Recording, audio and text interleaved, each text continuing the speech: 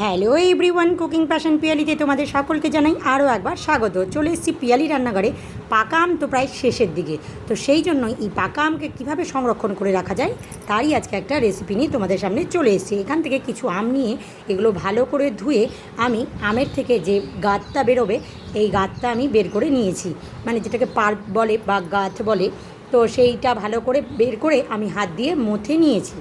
এবার আমি কড়াইতে একটা কড়াই বসিয়ে দিয়েছি ওভেনে। এবার আমি আমের যে পাল্পটা হয় বা গাঁথ যেটাই বলো না কেন, সেটা এখন আমি এই কড়াইয়ের মধ্যে দিয়ে দেব। আমি কিন্তু খুব তাড়াতাড়ি রেসিপিটা করছি, কারণ হাতে একদমই সময় ছিল না। তো সেই জন্যই আমি মানে স্টেপ টু স্টেপ আমি ভিডিওগুলো দেখাতে পারিনি। তো দেখো অনেকটাই শুকিয়ে এসছে এবার আমটা। এবার এই পর্যায়ে আমি চিনি দেবো। এখানে কিন্তু খুব একটা বেশি আমি চিনি ব্যবহার করছি না, কারণ আমগুলো প্রচণ্ড পরিমাণে মিষ্টি, সেই জন্যই আমি এখানে সামান্য পরিমাণেই চিনি দিলাম। তোমরাও কিন্তু সেইভাবেই দিতে পারো। এখনও বাজারে প্রচুর আম আছে, চাইলে তোমরা এইভাবে আমগুলোকে সংরক্ষণ করে রাখতেই পারো। দেখো অনেকটা শুকিয়ে গেছে, আরও কিন্তু শোকাবে, মানে আমের রসটা আরও টেনে নেবে। একদম শুকনো কটকটে করে নিতে হবে। আর আমের এই রেসিপিটা একবার করে 1 বছর পর্যন্ত কিন্তু একদম সুন্দরভাবে রাখা যায়। তো এদিকে হচ্ছে, ওইদিকে আমি 3টে থালা নিয়েছি। এবার 3টে থালার মধ্যে আমি সর্ষের তেল দিয়ে দেব। সর্ষের তেলটা দিয়ে আমি একটু রোদের মধ্যে তেলটাকে গরম করতে দেব। আর কেন দিচ্ছি সেটাও পরে তোমাদেরকে বলছি। তো দেখো আমি 3টে থালাতেই ভালো করে দিলাম। এবার মাখিয়ে নেব 3টে থালায়। এবার ওগুলো আমি রোদ্দুরে দিয়ে দিয়েছি।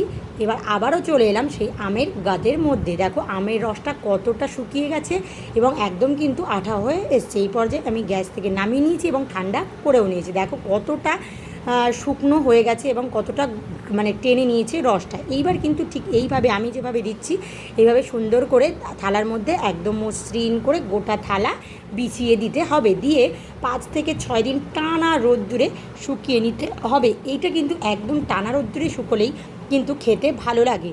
আর আঁচে দিয়ে মানে ওভেনে দিয়ে কিন্তু শুকোলে এটা অতটা খেতে ভালো লাগে না। এবার কিন্তু আমি একদম দিয়ে দিয়েছি। এবার এটা 5-6 দিন পর আমি তোমাদের সঙ্গে দেখা করছি।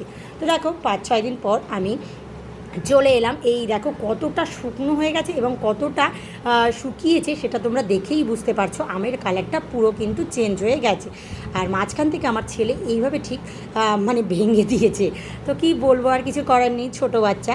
এইবার যেটা করব সেটা মাঝখান থেকে এইভাবে সুন্দর করে প্রত্যেকটা থালারই আমি এইভাবে কেটে কেটে নেব। আর এই রেসিপিটা কিন্তু তোমরা একবার হলো অবশ্যই একদিন করে বেশি না 2 থেকে 3টে থালা যদি তোমরা এইভাবে শুকিয়ে নাও, তাহলে কিন্তু 1 বছর আরামসে তোমরা খেতে পারবে। এটা কিন্তু এমনিও খাওয়া যায়, আবার দুধ রুটির সঙ্গেও কিন্তু এটা খাওয়া যায়। অসময়ে বিশেষ করে ঠান্ডার সময় একটু দুধ রুটি খেতে ইচ্ছে করে, আর সেই সময় যদি এটার নেওয়া হয় আমসত্ত্বটা, তো তাহলে আর কোনো কথাই থাকে না বন্ধুরা। জাস্ট একটু গরম দুধের মধ্যে 1 টুকরো আমসত্ত্ব ফেলে দিলে আমের ফ্লেভার পুরো চলে আসে, আর সেটা খেতে কিন্তু অসম্ভব ভালো লাগে। আর আমরা আম দুধ রুটি কে না ভালোবাসি বলো। তো এইবার আমার শুকিয়ে গেছে। এইবার আমি রোল করে নেব, কিছুটা রোল করে নেব আর কিছুটা আমি চৌকো করে কেটে নেব। তো দেখো আমি কয়েকটা এইভাবে করে নিচ্ছি। আর আজকের এই রেসিপিটা তোমাদের কেমন লাগলো অবশ্যই তোমরা লাইক কমেন্ট শেয়ার করে জানাবে। আর যারা আমার চ্যানেলটাকে এখনও সাবস্ক্রাইব করোনি তারা প্লিজ ওই সুন্দর সুন্দর আঙুলগুলি দিয়ে সাবস্ক্রাইব করে আমার পাশে থাকবে। আর যারা ফেসবুক পেজ থেকে দেখছো তারা পেজটাকে ফলো করে দিও, তাহলে এরকম অনেক রেসিপি তোমাদের সামনে তুলে ধরতে পারবো। আর এটা কিন্তু দীর্ঘ 1 বছর তোমরা এইভাবেই রেখে দিতে পারবে। তো আমি কয়েকটা এরকম রোল করে নিয়েছি আর বেশ খানিকটা আমি চৌকো করে কেটে নিয়েছি। আমি পুরো ভিডিওটা দেখাতে পারিনি, কারণ ছেলেরা এমন সময় এমন অত্যাচার করে কি বলবো বন্ধুরা। তো যাই হোক, এই যে এইভাবে কেটে নিয়েছি, তোমরাও এইভাবে করো। আর এখনও সময় আছে, 2টো থালা এরকম করে দিলেই কিন্তু কমপ্লিট। টাটা, সকলে খুব ভালো থেকো।